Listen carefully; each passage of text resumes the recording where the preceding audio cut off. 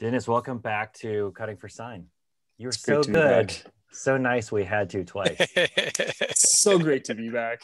That's awesome. So nice we had you twice. So nice we had you twice. My dog is also trying to join me right now, but well, she's okay. I'm telling you, it's a theme, Ronald. Much love. I love. Well, let's jump right into that. So this is not something we've talked about on the podcast before, but something Daniel and I've been kind of just speaking about in our own lives and witnessing and being around it and curious about it and afraid of it and all kinds of things. And that is the topic of polyamory. Can a person love more than one person at a time? So I am personally in a monogamous marriage, but the topic has come up, and I think it's come up because lots and lots of people I know in relationships are just questioning it. I think it's becoming more popular I don't know if it's becoming more popular. It's probably always had some kind of like, certain level of, what's the word I'm looking for? A certain Application? Well, no, I was going to say a certain amount of the population has probably always practiced it.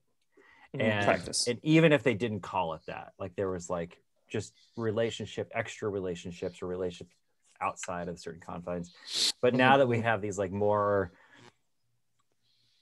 descriptive labels that seem trying to reduce issues of fear, guilt, and shame around it, I think that's what's interesting.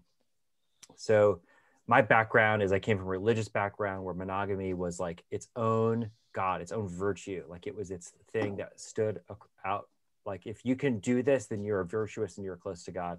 The irony of that, though, is that as I was a part of, let's say, 10 different religious groups, as far as churches, like different churches growing up, I'd say 8 of those, if not 9 of those, had a pastor or a leader who had an affair. And I've always been really curious because if you read the Old Testament, polyamory is like really normal. It is like, it's the rule, not the exception for ancient people in the Near East. And I've always wondered, like, if men had that as an option versus like this hiding, ducking, diving, pining for situation, would it be less likely that a person would flip out and act out, right? So that's my curiosity around it. And I've also been in a marriage, or not a marriage, but a family where it's like the vast majority of couples I know, even in my family, have had some issue with it, with extramarital affairs or relationships or whatever you want to call it. So it's like it's happening, but we're in like this denial of it. At least in the cultures I've been around. So wanted to hear both Daniel's experience and your experience. Why don't you start, Dennis, since you're our guest, and Daniel can wait. Well, first of all, I had no idea that polyamory was like that historically it had that kind of precedent. I really didn't know that. It's fascinating. I've yet to know a lot about it. I think, as we all do, I think the three of us are coming at it from like different perspectives, which I really like. I'm currently in a polyamorous situation in my life. Did you feel like that label came after it was happening, or was the label like extended to you as part of the invitation? It's a very difficult question to answer because I thought it was after, but when I shared it with my mom over Christmas, she told me that the biggest challenge I had as an elementary school student, like 7 years old, 8 years old, I'd come home and I'd be like, "Oh, Mom, I fell in love with 2 girls at once. I don't know what I'm gonna do." And so I don't know if that's not nature. I don't know what that is. That's beautiful. That's amazing that you shared that with your mom, and she was like pretty affirming of your own personality. It was more than affirming. It was just like, yes, like duh. Obviously. Like this has been you forever. You just like, you're right now coming to, I guess, like terms with it, but like, you know, not knowing, I guess, what you are, I guess you're really wired to like suppress. I mean, we all suppress urges to some extent, right? Like there's so many urges that you deal with, so that there is some suppression there. Yeah. And to certain parts of the society, that's such a necessary thing to have. Thank God for suppression for certain things, you know, like because murder. then it would, like murder. Yeah. I mean, like that's great that that like taking another life is something that many people should suppress within themselves. And maybe suppression is not the right word, but like it's like a temporary.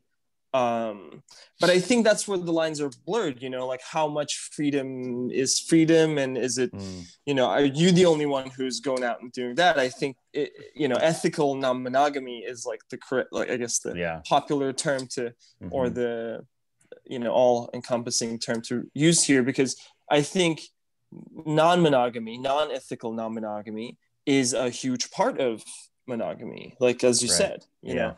And so you're bringing in this openness and clarity and communication. Those were the reasons why I chose to be in a polyamorous relationship, to be honest, because it had to do, it was less about, you know, what if I'm attracted by another person? It was less about that. It was more about, I was going through a breakup and my heart already had this other person in it.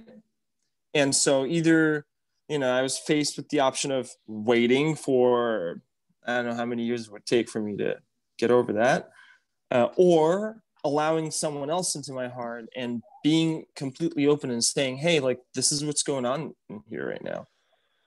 And so that really opens up a very open communication where you're clearly stating the fact that there is a polyamorous situation, like you're in love with more than one person at once.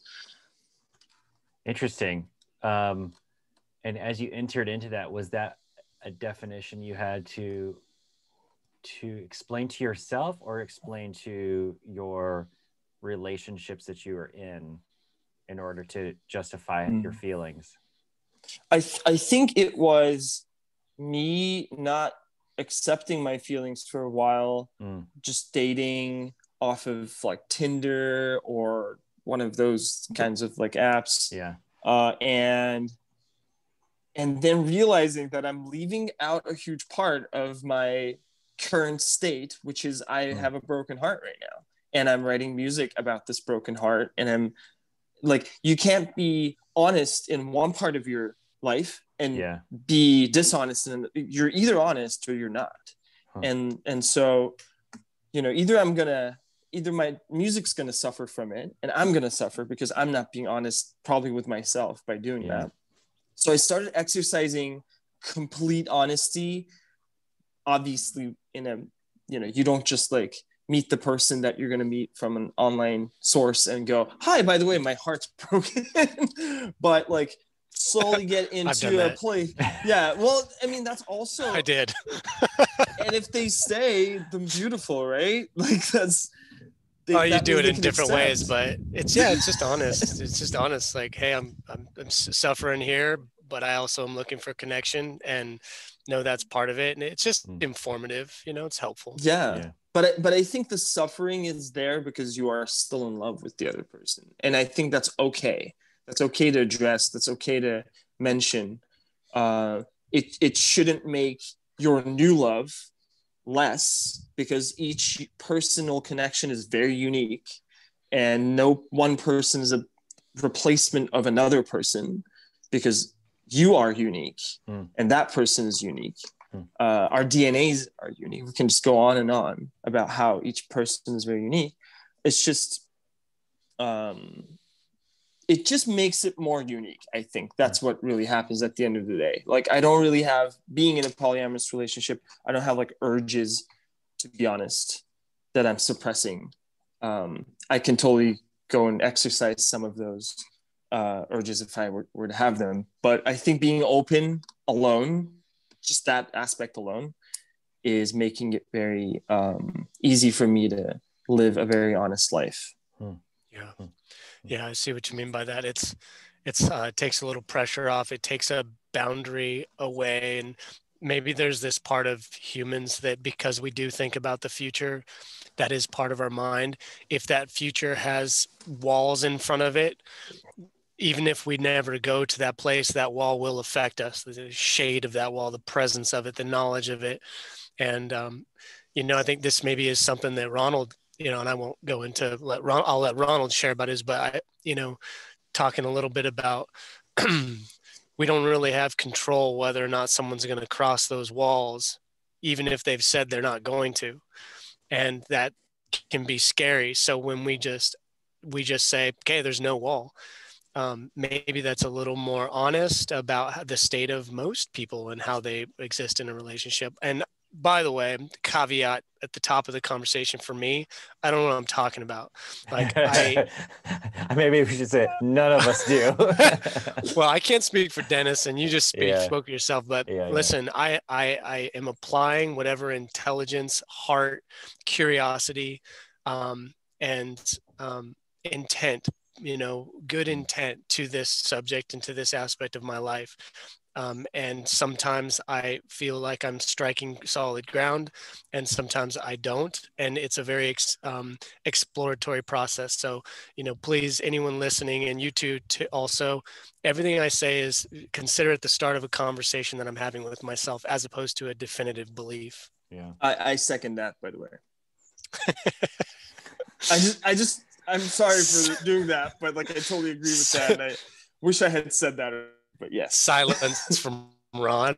Ron's like, going through my mind is like, I'm just kidding. I feel like I've heard arguments why they are both really good and why they are both really bad ideas. and my, I tend to come up with bad metaphors for everything in life. When I can't wrestle with an idea on its own, I just think of a metaphor that breaks it down to me like a child. And I think of something like this, and forgive me, Daniel, for bringing this metaphor back into our conversations, but it's like, I used to be a motorcyclist. I used to enjoy riding motorcycles. And that's a thing. Like when you tell people you ride, they're, the very first thing they start talking about most often, maybe 75 or 80% of the time, is like, oh, I know someone who died. I know somebody who wrecked. I know somebody, oh, my dad used to do that, and then he wrecked and blah, blah, blah. Or I had a husband who died doing that. I mean, all kinds of just horror stories. And you're like, thanks for telling me. I appreciate that. And yet there's a part of some people who have to ride. Like they really do need to ride. It's a part of their life that they really need. And maybe that's the same with some other lifestyles that have inherent risk built in, right? Whether it's adventure sports or travel or anything like that, there is some inherent risks with this open relationship thing. But maybe there's not, in the sense that if your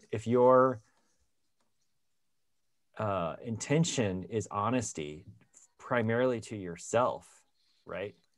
Then the inherent risk is, number one, lowered right away by that. It's like you just accept the risk, and therefore by accepting the risk, you lower the risks of heartbreak. That's what I'm talking about primarily, of feeling like you are hurting somebody or being hurt, abandoning someone or being abandoned, betraying somebody or being betrayed. If there's some other risks in there that you guys want to talk about, please do. But those are the primary ones I'm thinking about. The first thing that comes to my mind with that metaphor, and maybe I'm missing something in what you're saying, is that, as I understand it, most marriages end in divorce, and the ones that remain, a percentage of them are not what you would say happy or thriving marriages. So following that logic, most people are riding around on the motorcycle of monogamous marriage and crashing. Yeah, I would say, no, I guess the metaphor, what I was trying to say is motorcycles is non-monogamy. That's what I mean. Yeah. But I'd rather like, is the motorcycle ride of non-monogamy safer than the motorcycle ride of monogamy, in your opinion? Well, I'm saying there isn't a motorcycle ride of monogamy. Like, it's like you're either in a car that is shitty at a certain point, or you're in a motorcycle and you can work on both and try to create safety around both and excitement around both. Huh. You know, I don't know. I mean, it's funny. Like, there's culturally, like, you know, I read Les Miserables last year, and there's this whole Victor Hugo. He must have gotten paid by the page or the word, because he goes on like these like long diatribes about funny things. Like, he has a whole love letter to the Paris sewage system and how it changed the city for like 50 pages. And then he's got one on the architecture of building a lover's cottage hidden away in parts of the city. So it's like a cottage built for the mistress that's not in your life primarily, but they're the secondary lover or third lover, and you've elevated to them a place where you're taking care of them. And so he talks about all these little cottages built all over the city that are hidden around these little alleys. And it was kind of a known practice back in, I don't know, the 1700s or something like that. And then in Italy, even I think up into the 50s and 60s, maybe even today, when you go to the tailor and have a custom suit made, you would have two jackets made. And I forget what the name of it is in Italian, but the second jacket is called the owl jacket. And it's the jacket that you leave at the office, so it looks like you're still around, but you've actually gone out expressly to meet your mistress. So it's like your decoy jacket that you leave behind. That's sketchy. Anyways, I hear you, Ron.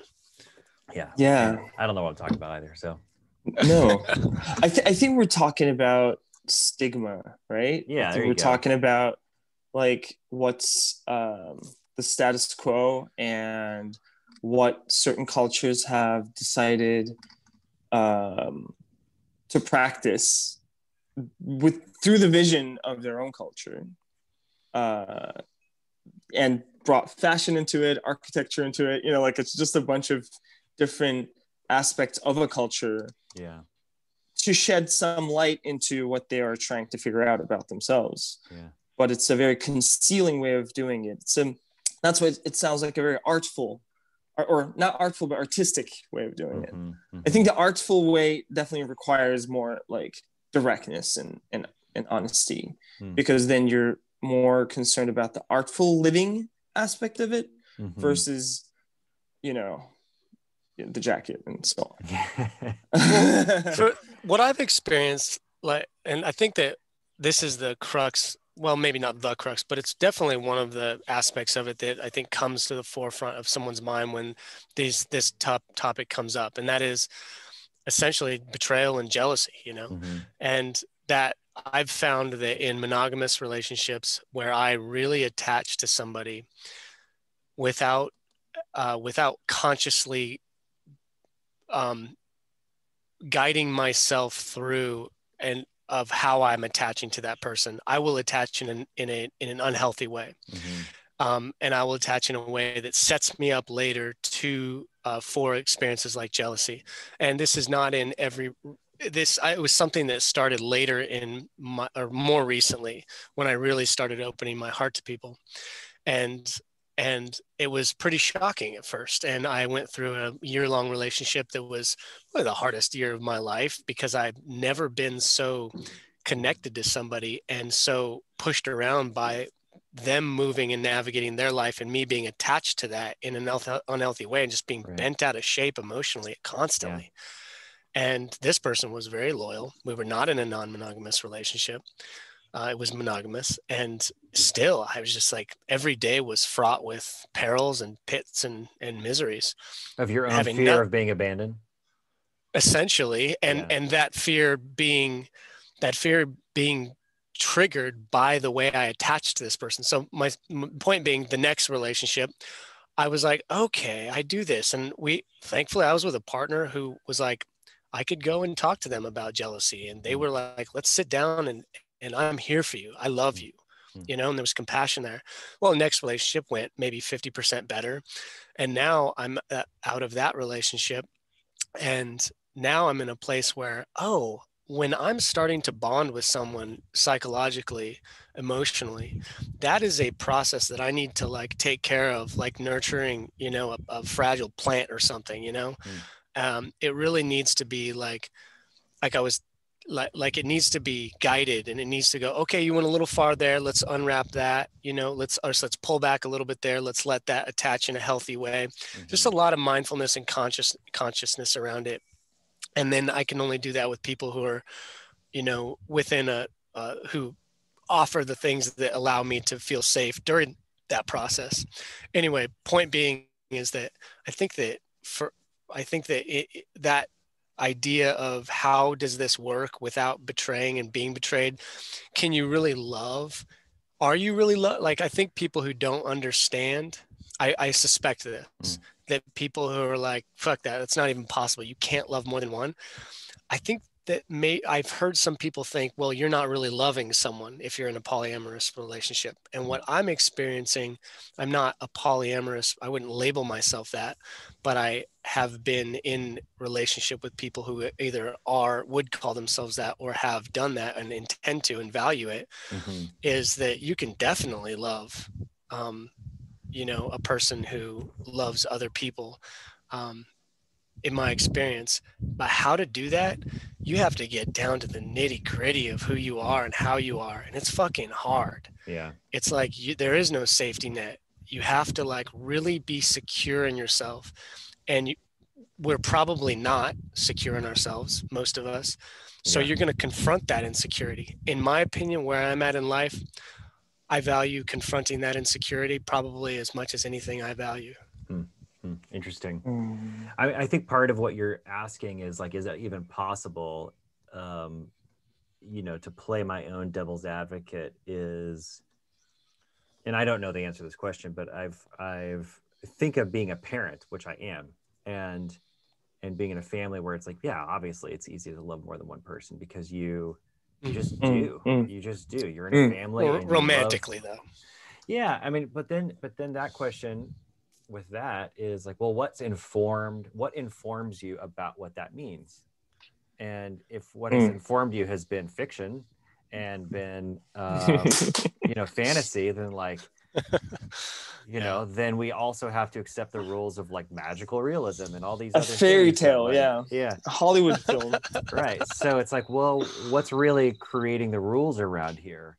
And I mean, I know that in my experience in church, the Western evangelical church, we take a lot of the teachings around this from the Apostle Paul, and he's got like this, like, he seemed just like a very unpleasant man based on his writings, like a guy who really wrestled with probably a lot of his own fear, guilt, and shame. And so he had a series of letters that were basically like these spankings to these young communities of faith that were leaving the Jewish tradition and risking it to follow this new person, Jesus, that they had never even seen, but had only heard about. And meanwhile, living really normally compared to their local cultures. And one of those experiences for them was this like real open polyamorous experience within this church community. And he kind of goes on this whole letter about, well, and this is where we get, by the way, the fundamentalist belief that a relationship is between one man and one woman.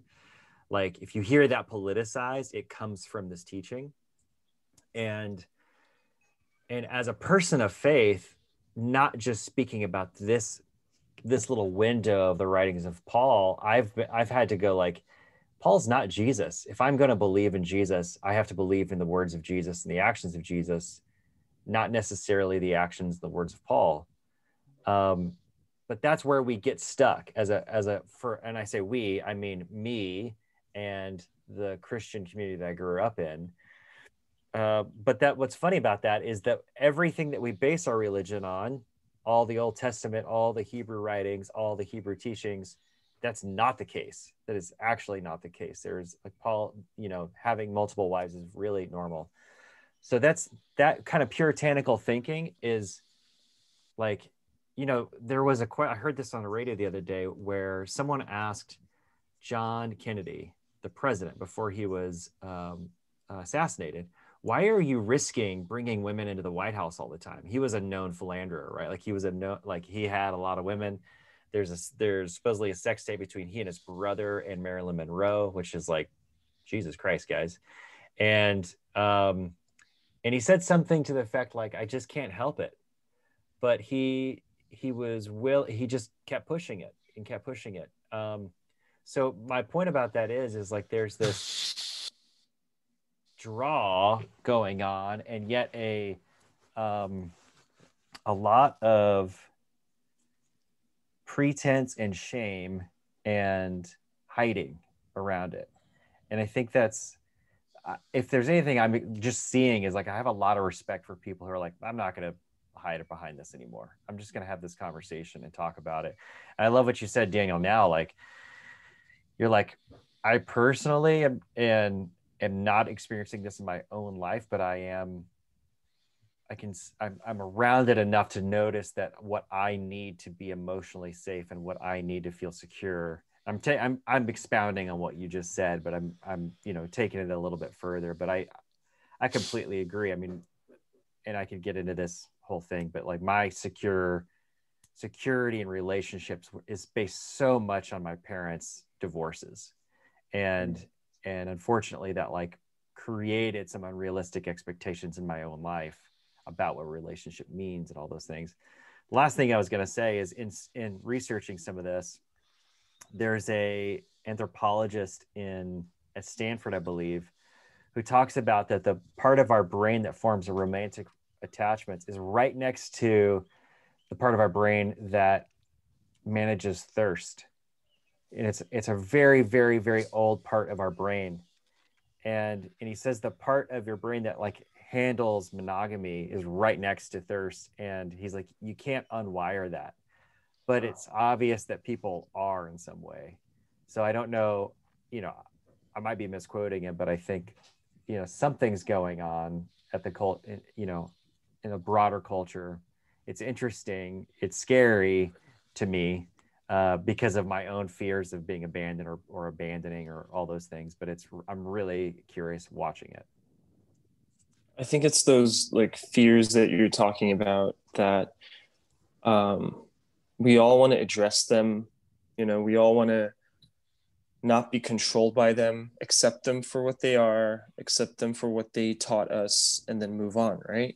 That's I think if there is a path for us to be happy, to live a happy life, which is a constant effort. It's not a safe car ride. I think that ride is a motorcycle ride. The moment you decide you want to be happy, you're riding that motorcycle. Like you know that you're risking not being happy and saying, I trust myself no matter what. I might not be happy doing this, but I believe I have faith in myself, or I have faith in Jesus, or I have faith, And I think I'm going to stop you right there because this is a really good idea. This is a really, really interesting topic. Are you familiar with the book Iron John? Okay, I brought this up. I just restarted reading it this morning. I read it years ago, and it's based on a myth that was floating around Germany in about 1,000 years before Jesus was born. And it's the story of a wild man who represents us, the wildest parts of us, being discovered by some hunters and taken to, and the wild man represents like our deepest desires to our happiness, in fact. And what we do is what happens in the story is we lock that wild man in a cage. And the story then is of a part of us who is trying to unlock the wild man. And I think what you just said is it's dangerous to let that part of our life out. That's really searching for happiness, searching for our own meaning, searching for our fullest extension of ourselves, expansion, definition of ourselves. It is dangerous, whether it's in a poly relationship or pursuing a part of our life that is out of the norm in any way. I love that idea. I think that's absolutely fascinating. Yeah. I think we were trying to, I mean, I see it as that sometimes, the way you've described it in that story, which is like some of the wilder parts of ourselves. I sometimes think of it in terms of our childhood, like being a child and like looking at the world.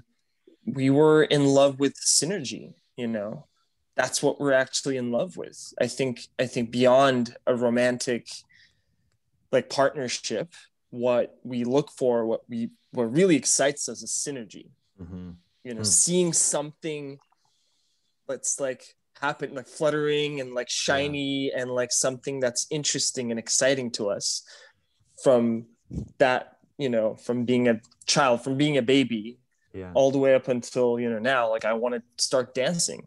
I'm shit at dancing, you know, yet I do it because like there's something in there that's like, that I know that I fear, and the more I do it, the more alive I feel. And so, and I'm not hurting anyone doing it, which is, I guess, like, it goes without saying, but I think that's like the importance is of saying that is understanding whether or not what you're doing is wholesome, comes from whether or not you're creating something that serves people or you're taking away from someone. And I think if by being a polyamorous relationship, all that you're doing is to challenge your fears and the other person's fears, or being in a monogamous relationship and doing the same thing, I think they're just different functions to unlocking, you know, you can't have one key for every door in your mind. And I think that's like the foundation of polyamory, is that like with each person you can unlock a very different part of your mind that you wouldn't allow yourself to otherwise, because, you know, two creates a different kind of synergy than one. You know, I'm pretty good at being single. Like at the moment I'm like, I have no partners in my life. Like I know exactly what kind of routine and self-care routine and like mental routine and like what to read and what kind of music to listen to and what to do. It's pretty clear to me. I'm a pro at that, you know. I'm not a pro at when that number becomes two, me and one more person. And I'm certainly not a pro when that number becomes three or more, because each one of those Dennises are just a different guy. He has less fears, or like he's confronting different kinds of fears that he would never confront if he were alone or if he were with one partner, because that partner is going to accentuate those fears, but another one is going to accentuate other ones. And I do the same thing to them probably. So that's something that someone brought up to me recently. That's really well said, Dennis. And this person said, they were talking about how no one person can satisfy everything in a person. And I think that pressure to put all of these roles into one person, and I'm not talking about polyamory, non-monogamy, and monogamy. I'm talking about if you're in a marriage, for example, a monogamous marriage, and all of the, like, let's say more feminine roles that, or the roles that maybe women can play in a person's life, or, you know, I don't mean to genderize it so much, but just for the sake of simplicity in my like caveman mind, you know, from grandma to like prostitute, you know, I don't know, like that's probably a terrible, it's a broad spectrum. Well, it's maybe it's terrible to put it in a spectrum, but you know, there might be some grandmother prostitutes, and it's like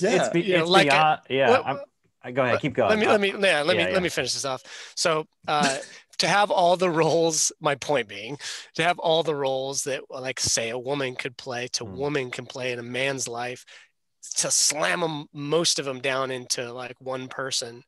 And not saying everyone does, but some form of that seems to be happening, you know, and especially when you get into that platonic friendship with women, people of the sex of a person that you're attracted to, and you're having a platonic relationship with them while being in a monogamous relationship. Well, that could be some area that could be triggering. And then you get into flirtatious friends, you know, and then you get into like a friend that you would hold hands with when they're, you know, being, when they're expressing something to you while you're hanging out with them, and you would hold their hand, you know. Now there's a little bit of intimacy, and more emotional intimacy is like physical intimacy. And then all the way into, however far that can go while still being in a monogamous relationship. But there's so much that all the genders can offer a person while they're in a monogamous relationship, and diversifying that and opening a person's themselves up to inviting more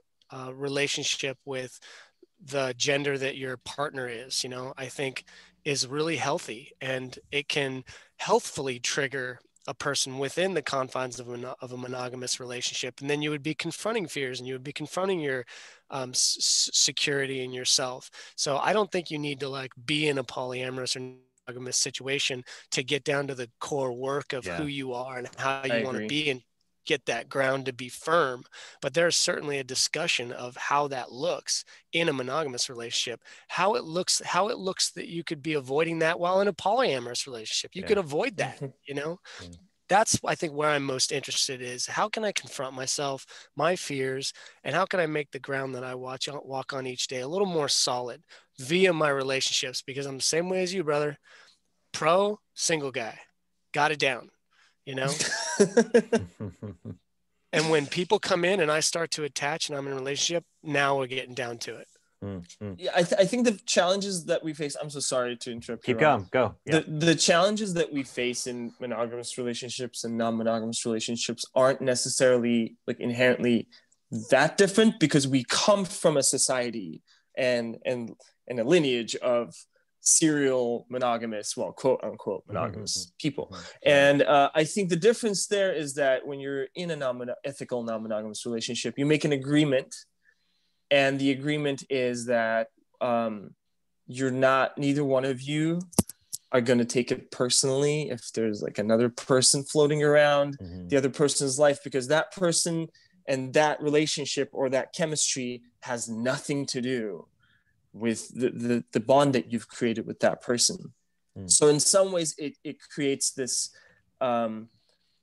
trust. Takes the pressure off, right? It takes the pressure off, and you're like, I'm trusting this person no matter what.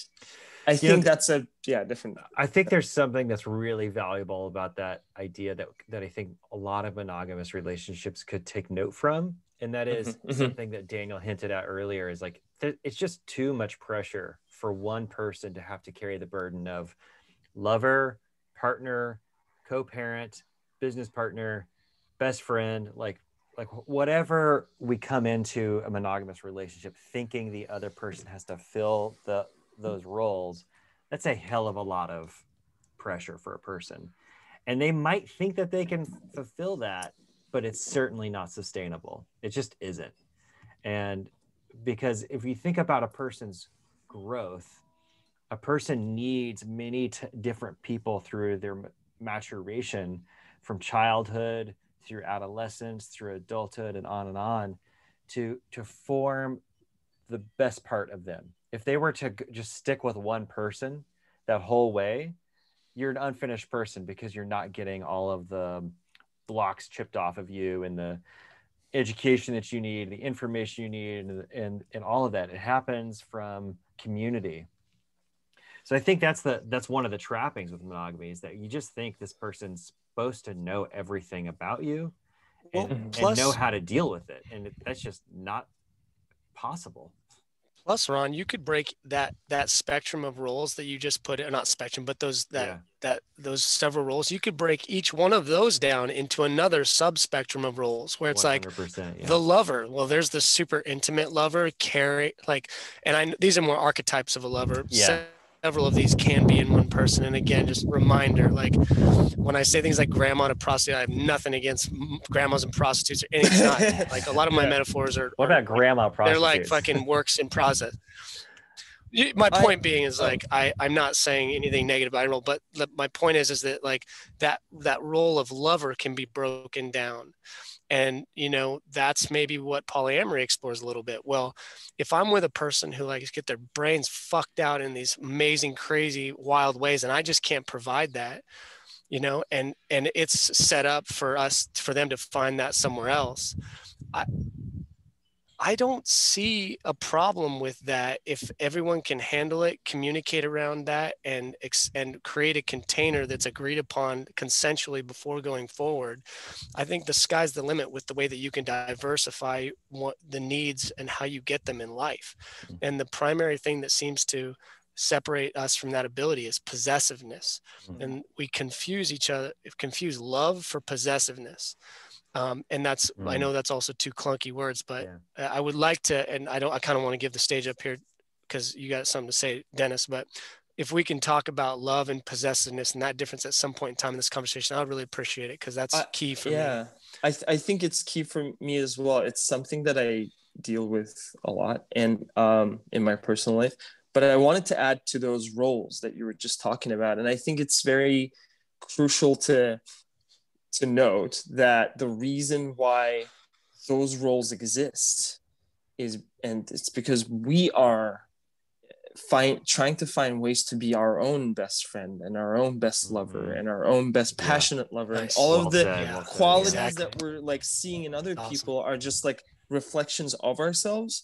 I think if and when we're like in tune with ourselves, we can, all those qualities that we see in other people, we can exemplify those things, right? Because we have them. If we don't have them, then we can't, there's no way we can recognize them, in another person.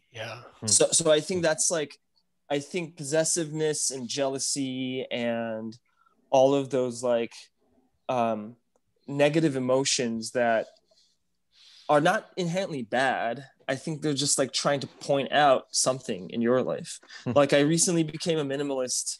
Totally. 3 years ago because of this. I think last session we kind of talked about that minimalism a little bit, but we ended on it. Yeah, we ended on it, didn't we? But a part of that was because I really saw how the Turkish society that I grew up in, which is very, misogynistic and patriarchal and very like, men are above women kind of society where, and religion kind of plays into it, but I think it's a little bit more old than that. Contrasting to that, in my documentary trip, when I met people who are like Turkic, so they speak a similar language to Turkish, but they live in Central Asia, they had a more equal society, albeit a more ancient one and a more archaic one. They lived in a more equal society than the one that the city life provided to the Turks in Eastern Europe and Middle East.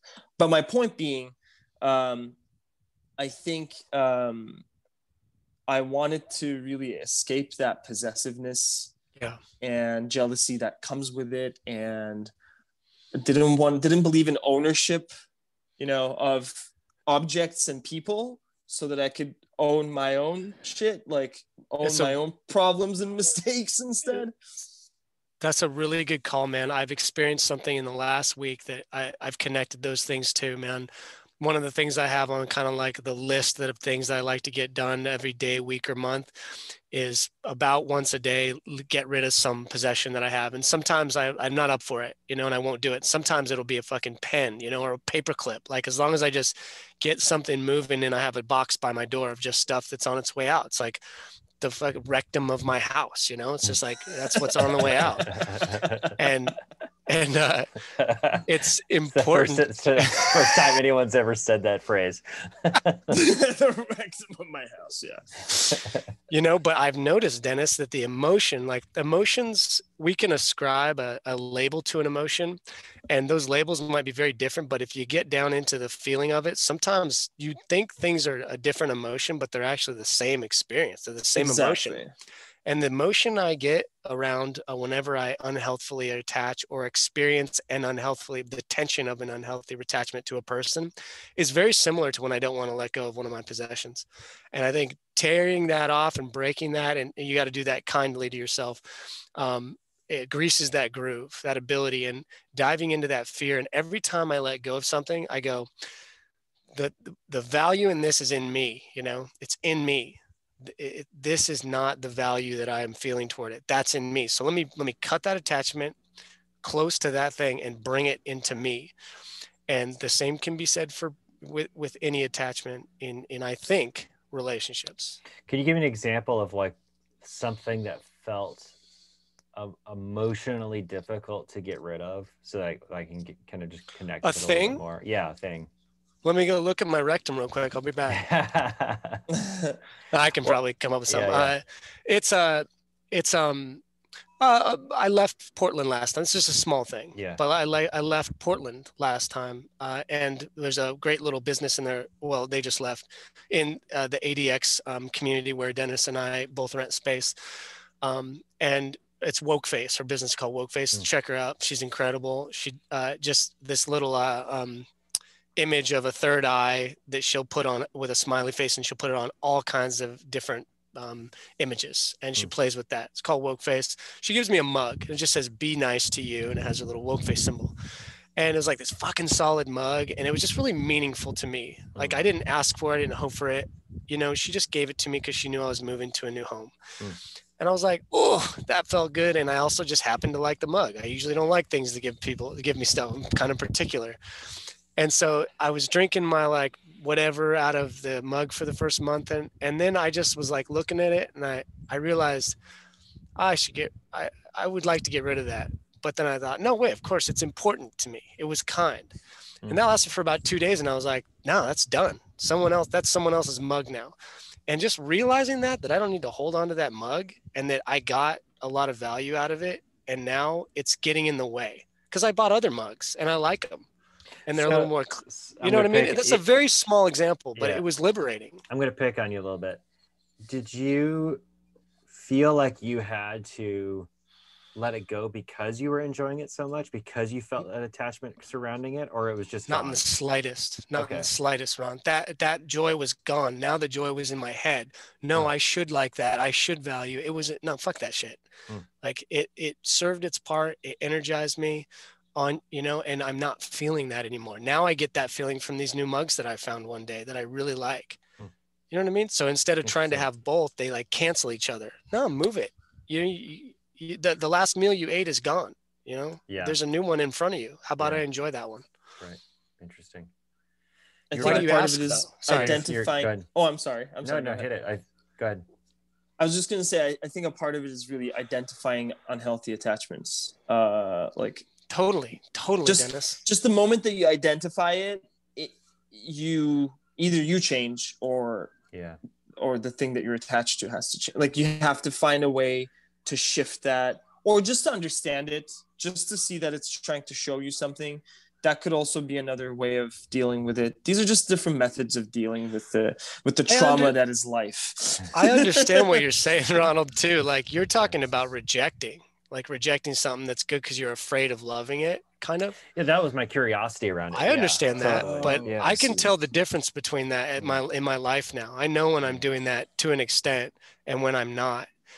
You know, I do know that, and that's why sometimes marriage and monogamy is, for a person, that is what they need, because they're afraid to maybe connect with a person and love a person. Maybe that is what they do. I see what you're saying. You're right. Interesting. Yeah, that is interesting. Yeah, but please, Ron. Sorry. I mean, the other aspect that I'm looking at all this through is as a recovering codependent, as me being a recovering codependent, and being raised by a codependent who was raised by a codependent and enablers, who had series of relationships that they thought they could control, that they thought they could be the reason the person got better or healed. And I very much played that role in my early relationships, even in high school, even as a teenager to other teenage girls, which is just a silly, I wish I could like go back and hug my teenage self and the girl, be like, guys, like, this is this is such a bad idea. And so there's a part of me that's like, it's still, I have a dog that's like sitting over in the corner, and like, if she sees me putting on my jacket and like like what's going on in her head is like, am I about to be left or do I get to come along? and there's a part of me that feels like that, right? Like that's interesting. It's like this like deep sense of like, am I about to be left because of my own experience with abandonment with my father and generationally with my grandfathers and grandparents, all that stuff. Am I about to be left or do I get to come along? And there's a real like primal fear around abandonment. There's a real primal fear about this thing that's like, well, if I'm not the primary chosen person, or if I'm not the one that's being attached to, then I'm incomplete. Thankfully, I've had a lot of work and healing and acknowledgement and like my own being woken to this fact that's going on in my life. And so with just the knowledge that I'm experiencing, it's losing its power. But it's still a part of me that like, if you've ever been in a car wreck and you've felt that like jolt of the car where the car like maybe slides side to side and your nervous system's back online because you've been in a car wreck before and you've experienced that, or had some other kind of experience where, bolt of lightning scares you or whatever it might be. I carry that around and part of me is like, well, shit, well, maybe I should just confront it head on, and get out there and go into this poly thing because it scares me. Like, and then I'm like, is that a good reason? I don't know I don't know if that's a good reason. I think that is a great reason. Like if something is scaring you to your core, I think that's worth exploring. Yeah, but if a car wreck is scaring you to your core, you don't go out and get in another car wreck so you can like face the fear, Wait, hold on. No, but polyamory isn't the car wreck here. It's the emotion of what you think you're gonna experience through something that you have never experienced before. That's what we're talking about, right? Like not that you have experienced polyamory before and it was a car wreck. I don't know if. Yeah. Well, what I'm saying is this. Say yes and no to all those things. And first of all, Dennis, I know that you get that. You probably have more understanding and awareness around this than I do. So I check myself on that tone. What I'm saying is that if you were in a car wreck, and in Ronald's metaphor, this is him being abandoned when he was a child. Like, just to be frank, you already said that, so I hope I'm not sharing anything. Fine. Totally okay. That's the car wreck, man. And if you're in a marriage, which is as strong as any bond, I know Ronald and his wife have been together for a long time, very in love with each other. To like, I think that what Ronald's saying is, do I dive into polyamory fully, or do I accept this to face it head on? And to me, okay, you're right, Dennis, that's not abandonment as a child. That's not the car wreck. You're right. But that's something that's close to that. That's something that's going to definitely trigger those emotions. But more than trigger them, that's going to, the more I think about it, the more I kind of see your point. You're right. It's beautiful though. No. It's not the car wreck. I love your train of thought because it's just like, you're like exemplifying exactly what I'm trying to say. You're in a safe space, right? You're like in this safe, beautiful relationship that is like that. It's so you're already like amazing, right? And on top of that, there's this part of you that needs a little bit more light. You want to put a flashlight in there so you can see what's going on in there. What other situation can you do that in than a safe relationship? You got to be in the safe relationship first. So check there. And now let's put a thing in there and see if like I'm in this out of fear or out of love, because that's a great thing to then see. And given that you trust yourself and you believe in your relationship, you are in it for love. And so all that you're going to see is whatever is in the dark. I'm not saying just dive in and jump in. That's not what I'm trying to say. Hypothetically, that's what it is. But sorry to interrupt you, Daniel. I didn't mean to cut you off like that. No, not at all. That's really good, and I appreciate it. I think that as I'm thinking through it, Ronald's in a really nice place to trigger himself in that way of abandonment. You know what I mean? And in my own experience, because I have, my mother was killed when I was very young, and I have a part of me that is just been lined up to the exact same way Ronald is. We're very similar. Abandonment and fear is like hair trigger all the time. And for me, I can now proudly say more that it feels more in the past. It is through being in triggering relationships that are supported by an equal amount of care that I can now say that I don't feel like I have overwhelming abandonment issues. I reject less, but it's so amazing to have gone through that and I couldn't have done it without a person. But the key to that, Dennis, is what you're saying. And I think the key to that is having someone just be like, look me in the eyes, take my face and be like, I love you. I adore you. I'm here for you. I'm not really sure if we have time for me to share a story like that of myself, because I really feel like it would be very appropriate to do so. That's exactly. Please, we good, Ron? Yeah, we're totally good. I just felt very compelled when you're telling me this, because in my childhood, I've had experience with rape, and in this current relationship of mine that I'm in a polyamorous relationship, one of the dates that I went on, that I met this person off of a dating app while I'm in this secure and safe relationship. This happened a couple months ago. This is very recent. I went to this person's house, and it was one of the creepiest experiences of my life. I believe I was roofied. There were knives and weird upside down crosses, and it's just like a witchcrafty, like really scary, spooky situation that I found myself in. And I decided to leave the premise immediately. I couldn't even type. I'm very diligent, even when I like smoke some weed or drink some alcohol. I'm not like, I don't do typos. And I realized while I'm writing, my consciousness, I don't have full control of myself. After a few sips of a drink and a few puffs of a joint. And so my girlfriend comes and picks me up, and we talk about it. And that opened up a whole, just like weeks and weeks of like conversations about I'm talking to my therapist about it. I'm in a safe space, so I'm not like traumatized by this, but it's bringing up all of the things from my past, from being a child and being, helpless in a situation where I didn't have that safety. But now I have this pure blessing of being able to deal and confront what I had from then.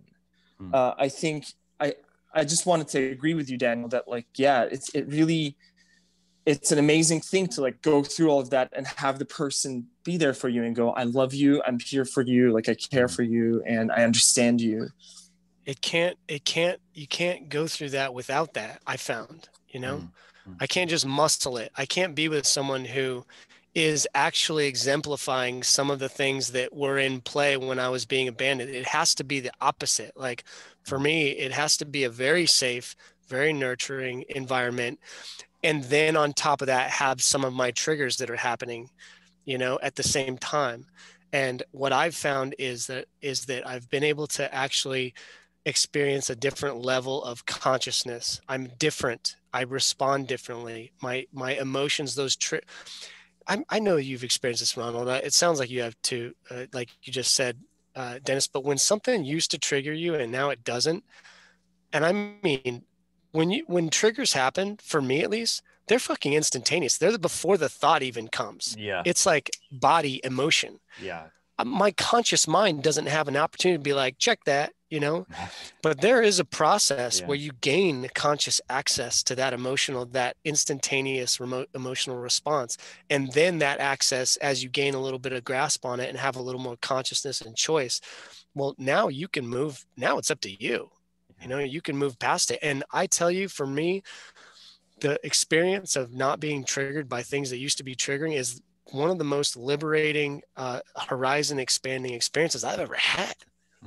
It's amazing. I wanted to say real quick, Dennis, thank you for sharing that story with us. Like that sounds crazy, and I'm really glad you got out of this. Yeah, thanks. Man. Yeah, man. I don't want to move on to holy shit. Like that's like, sorry, Dennis. I didn't really care that you survived like terrible witchcraft experience, but thanks for supporting my point. it was scary, and I wanted to use that to support your point, but I also felt compelled because both of you, I know like things about both of you guys, and it only felt like, I don't know, for this level of intimacy and friendship that we're fostering, I felt like it was the perfect time and place to say that, because it exemplified what Daniel was talking about. You seem to have someone in there who was like, I got your back, and I'm not going away. She's got my back, and it feels awesome to know that and to feel that. Yeah.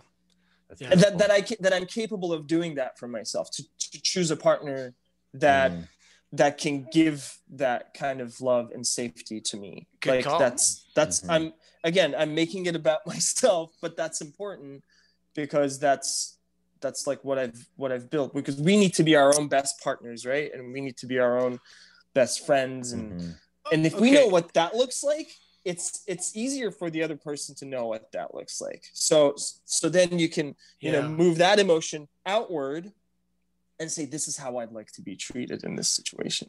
That's something that, to be able to consciously go to, like, that's the key for me, at least. It sounds like for you, is this, it has to be a very careful, conscious process, and I remember with the person with whom I'm attaching to right now, and experiencing an incredibly beautiful experience. I don't want to call it a relationship because we've only known each other a couple weeks, but there's something there more than you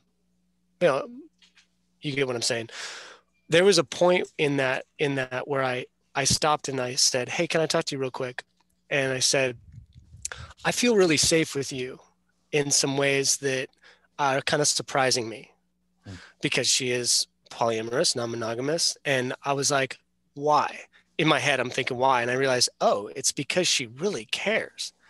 Like deeply and truthfully and on, and just like, wow, this is like fitting the type of care, and she could communicate. It's like the little nodes were lining up in a lot of places for us. And I said,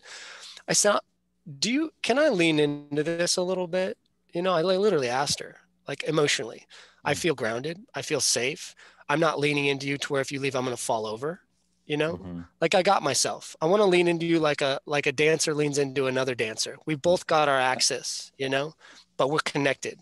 But if you draw that connection back, you're not dancing together. And I was like, I've got some frame here. Can I lean into you emotionally? And she was just like, yeah, I'm okay with that. I'm comfortable. So it was just like dialogue of consent, and like with myself and with this person. And what it created was exactly that, a dance that's grounded and beautiful. And if someone falls, not only are you not going to fall, but you have some base to catch them and support them a little bit.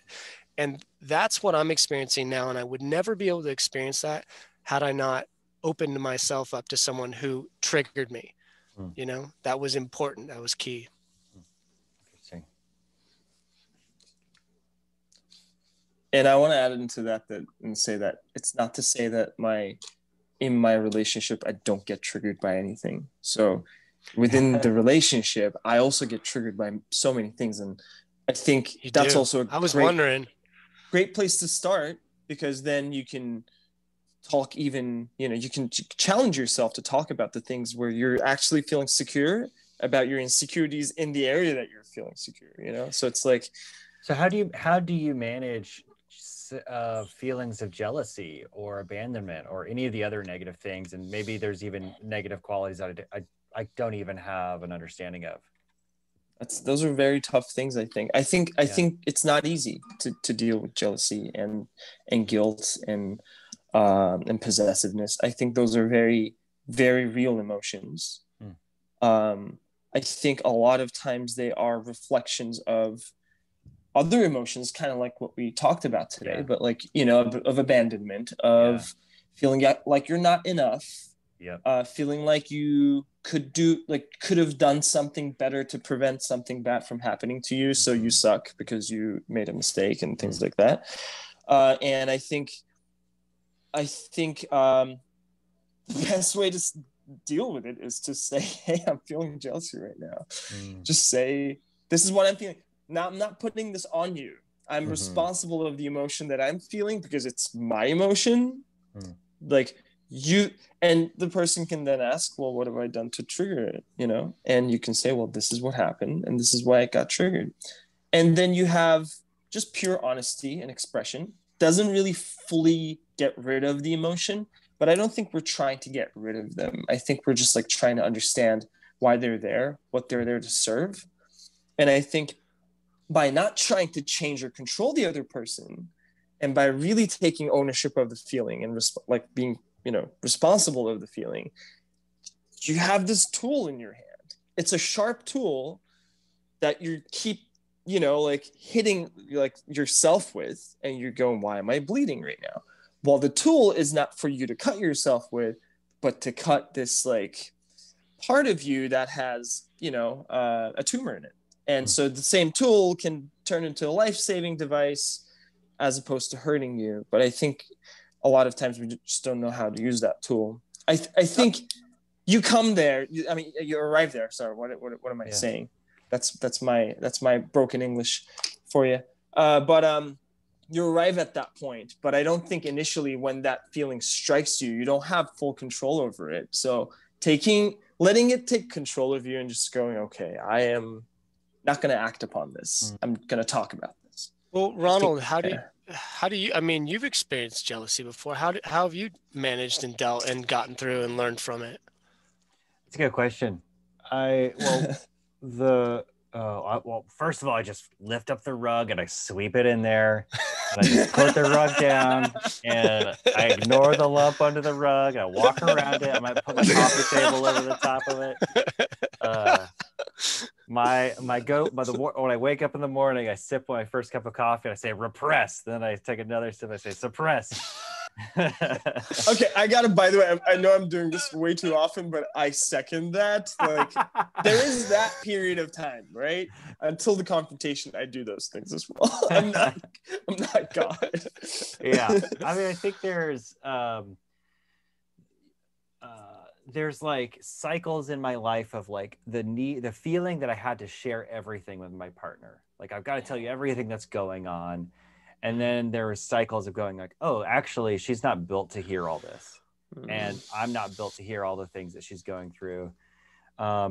Interestingly, I think that my recent findings with my own sense of jealousy or inadequacies or anything like that really point to something totally different.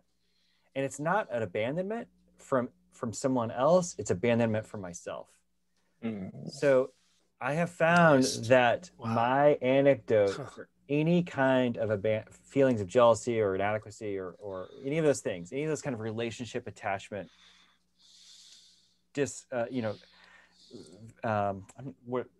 relationship attachment issues is if I immediately focus my attention on putting action, discipline, and effort into the life that Ronald Benson Cecil II wants. Yeah. And which for me right now is just writing. I have a book I've got going and it's like, can I put down 3 to 5 sentences? Can I put down 500 words? Can I put down 1,000 words? And by the time I bang those words out, all of those fears are actually like, they've like come out through my fingers and I've written some really great things that have nothing to do with those feelings. They have absolutely nothing to do. Yet they were, it's almost like, you know that there's like, this is me and my shitty metaphors again. You know that there's like power stations built over dumps. So places where they used to dump trash, they now have sealed with plastic, and the methane that's happening from the natural decomposition, they now capture and turn into electricity. It's a bit like that. Like all this negative turmoil and stuff, like I can like try to figure out what to do with it, but it's just so like loosey goosey. I can't put my hands on it. I can't capture it. It's just always slipping through my fingers. It's poisonous no matter what. But if I just acknowledge I'm feeling it and go, you know what, this isn't actually moving me towards the life I really want, I'm going to go put effort and discipline into that. And when I do that, then I get closer to that wild man inside me. I get closer to that happy zone. I get closer to the person I am really proud to look at in the mirror. I don't think any of us are, happy to go look in the mirror and see a jealous person or see a person afraid of abandonment. Like, it's not who we want to see. But do we go look in the mirror and go, fuck, I'm really proud of you for writing that song today, for writing that, page, for building the empire that you're willing to build, whatever it might be. I think that's what we're all trying to get to. I mean, at least that's what I'm trying to get to. I think collectively we're expressing kind of how you can confront the more challenging emotions of living as experienced through intimate relationships. And when Dennis, you're talking about, hey, what I do is I go and I communicate it after I sweep it in the rug for a while, and I communicate it, and that's huge. Ronald, you're basically saying, you know what, I also sweep it on the rug, and then I confront what I'm doing in my life and if I'm taking care of myself and what's the way I'm taking care of myself the least. Oh, I'm not fulfilled in my writing project creatively. I do that. Both of those tactics seem to reduce the level of anxiety, which for me, jealousy, if I experience it, is a very similar feeling to anxiety. It's just called jealousy. Well, my experience I had with anxiety one time about 5 years ago was all of a sudden, as I was laying in bed, this anxiety sort of changed into grief. It's almost like I realized what was causing the anxiety, and it was grief. And then that emotion was expressed, and then the anxiety was gone,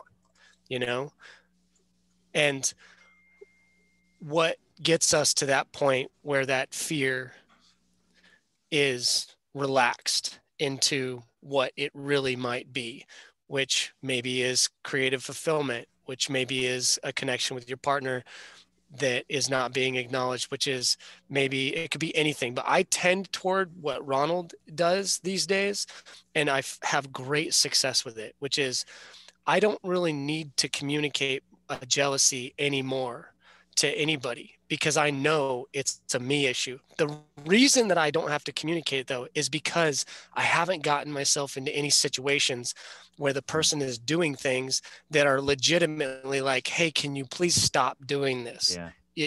You're kicking me around. I know you're not meaning to, but it's too much. Because when in the relationships that I'm in, it'll be consensual. Hey, do you mind if I talk about other guys? I also other romantic partners. I also want to point out, go ahead. I have really good friendships right now. One of them is you, Daniel, like somebody I can talk to about things that, that just would otherwise burden my romantic relation, my marriage. I have a therapist. I work out. I, practice chess. I practice Spanish. I have, I meditate. I have all these other things that I do. And so I want to say that thing that I just said isn't the magic bullet, although it probably has more horsepower than anything else, but I think it's supported really well because I also do all those other things. Yes. Yeah. Yes. That was my point, is that Dennis was saying one thing, you're saying another, but frankly, guys, it's trench warfare, the inner adventure. Yeah. And for me, sometimes it's that, and it's fucking sloppy and it's ugly. And I'm using every single tool, weapon, item that I have in the box, in the toolbox around me within arm's reach. I'm scrapping for it. And then you get better. And then you realize, oh, I'm not in trench warfare anymore. Fucking awesome. Now I can be more conscious, and I can set myself up for success. And I can consciously go into, things that are just fit, just enough for me to do a little exposure therapy and grow and heal through this. Yeah. Well said. Dennis, you got a song that you've written about this world? Inspired? Well, nice. Just I just so happens that I have a guitar with me again. Not like we didn't plan it. So not necessarily about this. Well, we should say too, real quick, Dennis, that we kind of surprised you a little bit. You know, totally. I texted you this morning, hey, do you want to play a song again on part 2? And you're like, sounds great. And then me and Ronald got on. I was like, hey, do you think Dennis would want to talk about polyamory and non-monogamy and relationships? Let's give him about 20 seconds to think about that. Love to talk about polyamory and relationships. It's good. It's better to not have any time to think about it. It's perfect. I really think that our format has been wonderful. Well, we asked you before the show. It was a consent thing, but still, you didn't have much time to ponder it. Oh, it's beautiful. It's beautiful. This is a song about. Well, first of all, from I think the last session, you guys would remember the fact that I really like Portuguese, or Brazilian music. Yeah, I love it too. Yeah, I just love it. And so this is really interesting. I was thinking about this morning when I was making breakfast for me and my girlfriend, that back at Berklee, I lived with this dude from Brazil, and I was writing these bossas and sambas because I was taking a lot of classes based on those genres. And I let the guy, I told the guy, hey, at some point I'd love to do a project and just write a bunch of songs that are just bossa nova and perform it. And I think a lot of this has nothing to do with what we've been talking about, but it's just another thing to be mindful of. I kind of let this person, and I love the guy, I really do, but I kind of let him talk me out of my own great idea, which was to write a bunch of songs that were based on bossa nova.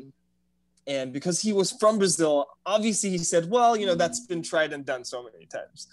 But full circle, now Portland and experiencing all these beautiful things. And the first person that I fell in love with, which kind of at the end of that relationship opened me up to all of these things. So it is somehow related to what we're talking about. I wrote a song about the having met her. So this is that song.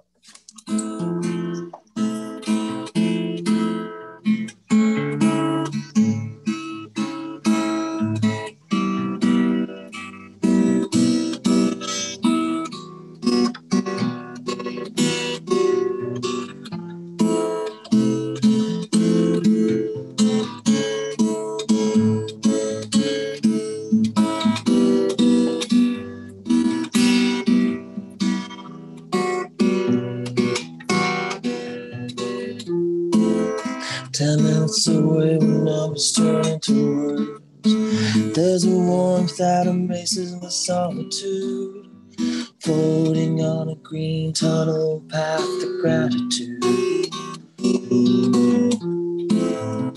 Every inch of movement, every subtle page turn, her core shoots beams at the highest altitude. In the spaces she turned into places, she feels like waves of love. In the spaces she turned, in the spaces, she feels like waves of love.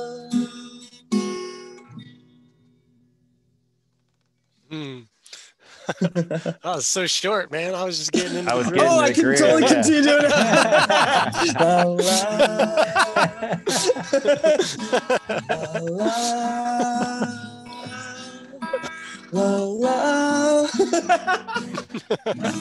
Awesome. Dude, thanks for sharing that. I actually didn't know how much time we had, so I thought I'd just play a verse. Dennis, that was the first time I've ever heard a song that had an encore that was the same song. Like you did a whole you just got encored in the song.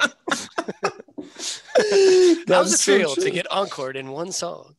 Well, it feels great, Daniel. It feels great. Good.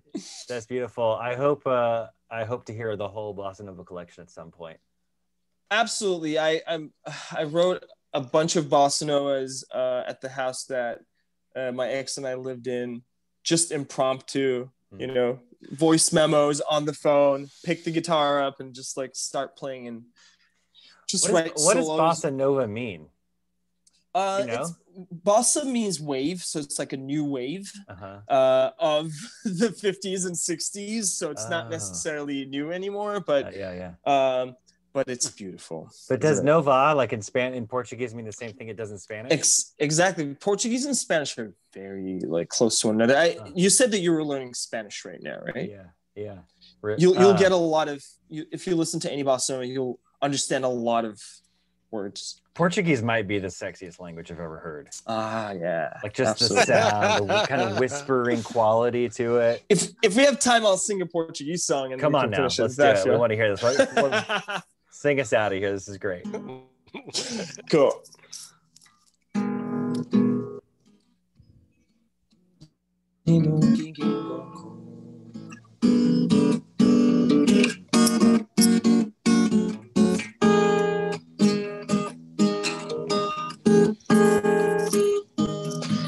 Esse seu olhar, quando encontrar o meu, fala de umas coisas que eu não posso acreditar. Doce sonhar e pensar que você gosta de mim como eu de você. Mas a ilusão, quando se desfaz do coração de quem sonho demais. Se eu pudesse entender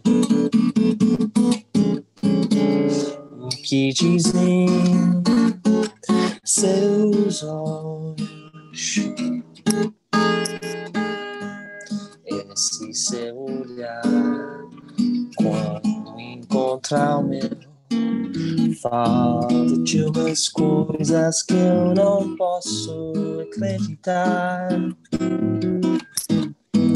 Gosta sonhar e pensar que você gosta de mim como eu de você. Mas a ilusão, quando se desfaz, dor no coração de que sonho demais. Se pudesse entender o que dizem seus olhos.